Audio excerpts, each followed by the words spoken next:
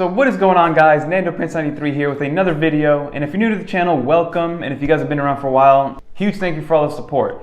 And I posted a poll, which I do from time to time to see what you guys are interested in, what you guys want to see next, and this was by far voted to be the #1 video that you guys want to see now, right? So we're about to hit February of 2020. There's rumors stirring that the new iPad Pro might come out in March, in June, in the fall. There might be one that comes out in March and then one that comes out in the fall, more of like a 5G version, towards the end of the year. So, there's a lot of rumors, and people are asking, is the iPad Pro from 2018 still a viable option in 2020, right? And that's what we're going to talk about. We're going to go over pretty much everything that I love about the iPad and why I still think to this day it is it is a great mobile computing device and mobile computing solution for the everyday person.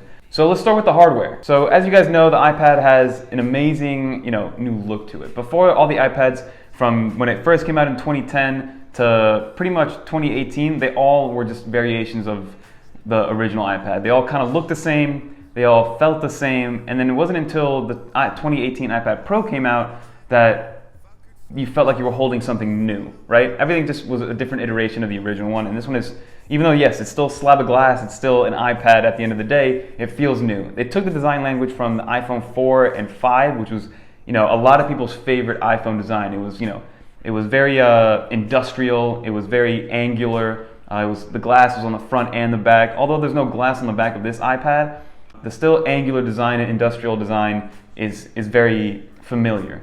And like I said, this thing is a powerhouse, guys.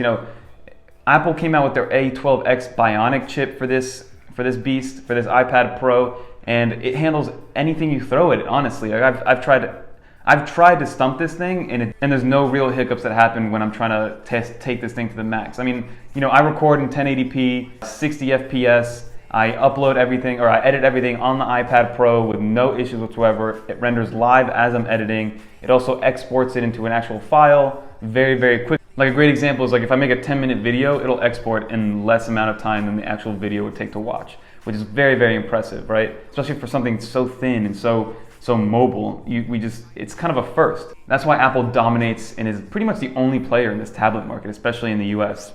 When the iPad Pro was announced, it came out in a few different variations. You had the 64 gig, 256, 512, and 1 terabyte.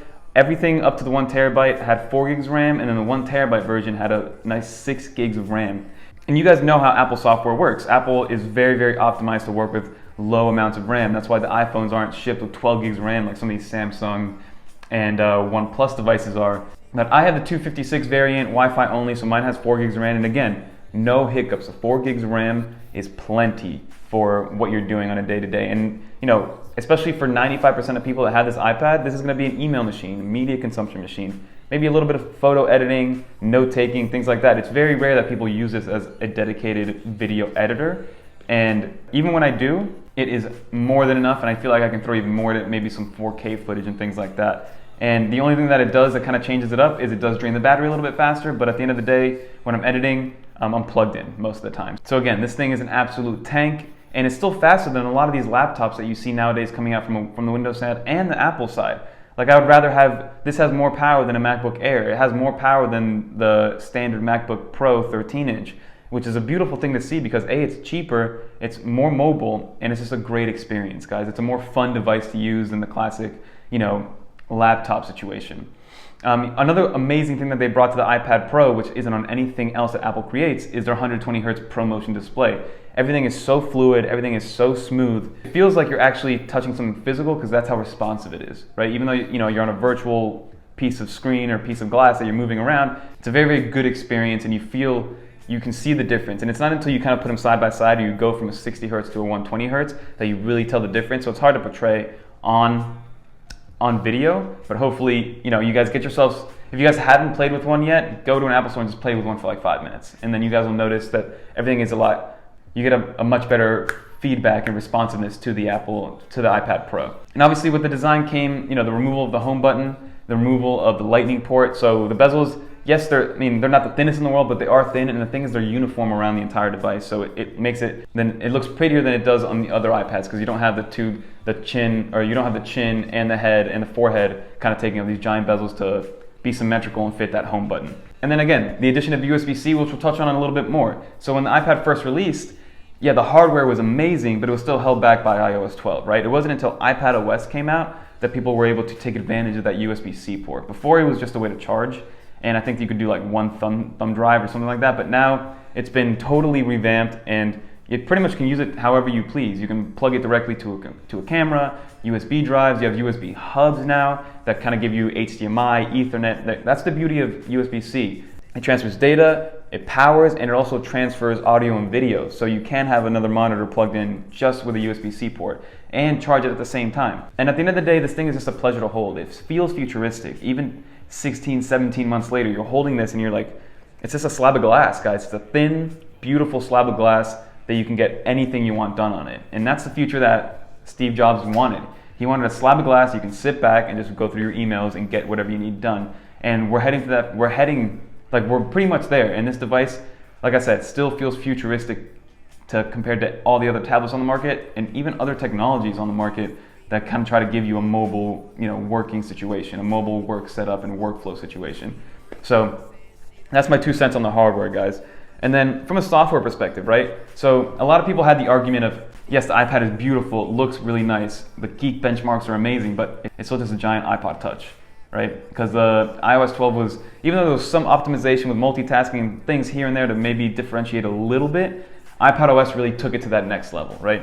You now have the new widget screen, so it's not just like you're opening a bigger iPhone or a bigger iPad. You now, visually, it looks different if you want it to, right?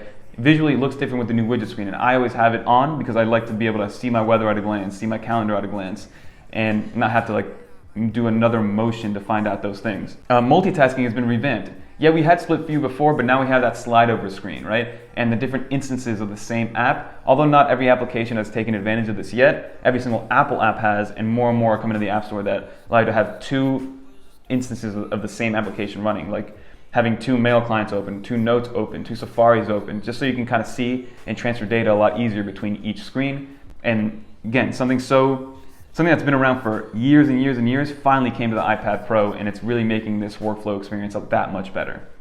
And then again, to touch on the USB-C port, Files app was optimized to work like a traditional Files app should. You can have archive files, unzip files, and zip them up. You can migrate things from a USB drive or an external hard drive into the Files app and view things directly from the Folders app and the Files app, like videos and pictures. You don't have to open up a secondary app to view things, or if you have a bunch of photos on a thumb drive, you don't have to open up the Photos app to view those photos. You can just view them from the Files app, which is a beautiful thing. And then a big thing that really changed the game for me to be able to use the iPad Pro full time as a video creator is the addition of the Safari giving you that desktop class browsing experience, right? Before, if I wanted to upload a video, I would have to go to a desktop or go through like the YouTube Studio app, which was kind of finicky, it wasn't perfect. But now that I have Safari and it works like a normal Safari browser should work, and I don't get this weird watered down mobile version of YouTube, I now do all of my uploading directly from the Safari app, right? Which is amazing because I just upload it, I do all my tags, all my descriptions, all my end screen credits, all done through the app, and it's fast, guys. It works how it's supposed to work, and it's gotten better as iPadOS has begun to adapt and get optimized for everyday use for people like me. And then I'm a big advocate of the Apple Pencil, right? If you have an iPad Pro, get yourself the Apple Pencil too, because from a functionality standpoint, it works pretty much the same. They added that double tap feature to switch between marker and eraser, but then also just the way it charges. It's a much more seamless design. It just works a lot better than it did before. Whoever designed that last Apple Pencil charging solution needs to go, right? And unfortunately, we're still seeing that with the older iPads and the iPads that aren't in the Pro category. They're still using the Apple Pencil 1 and charging in that weird way, which I don't like, but this is the solution, and this is what Apple should do moving forward for all their iPads. All the iPads should have this industrial design with a place to charge your Apple Pencil magnetically. And then I've tried countless Apple Pro or iPad Pro keyboards, and even recently I found a good one which you guys seem to like. Some of you ordered it, I saw, and I still recommend it because as a keyboard it gives you a better typing experience than the Apple one. But from a mobility standpoint, guys, it just doesn't get better than the Apple keyboard. Yeah, you can say what you want. It's a mushy keyboard, no backlit keys, no function keys. It's expensive for the functionality you're getting, but here I am, going back to it. I've tried about 6 or 7 iPad Pro keyboard cases, and I'm back to the regular Apple Folio keyboard case.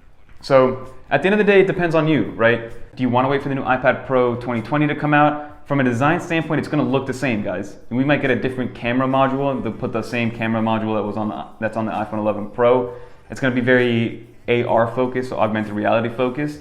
And that's why I think they're going to add like a time of flight sensor and things like that. But from a hardware perspective and from a power perspective, it'll get more powerful, but the thing is, do you need that extra power? I don't think most people do, especially if you're using this for email, media consumption, note-taking, browsing the web.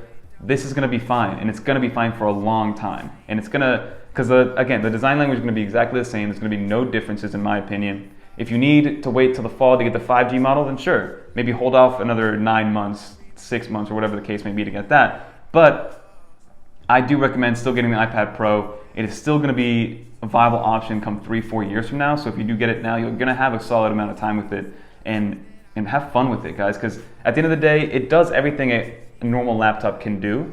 It's a lot more fun to use. And that at the end of the day, that's what you want the experience to be. You know, like yes, I'm getting a lot of work done and being productive, but it's also like, oh, this is cool. I can touch the screen. I can pick it up and move it around. I can move the Apple keyboard to the back and start taking notes.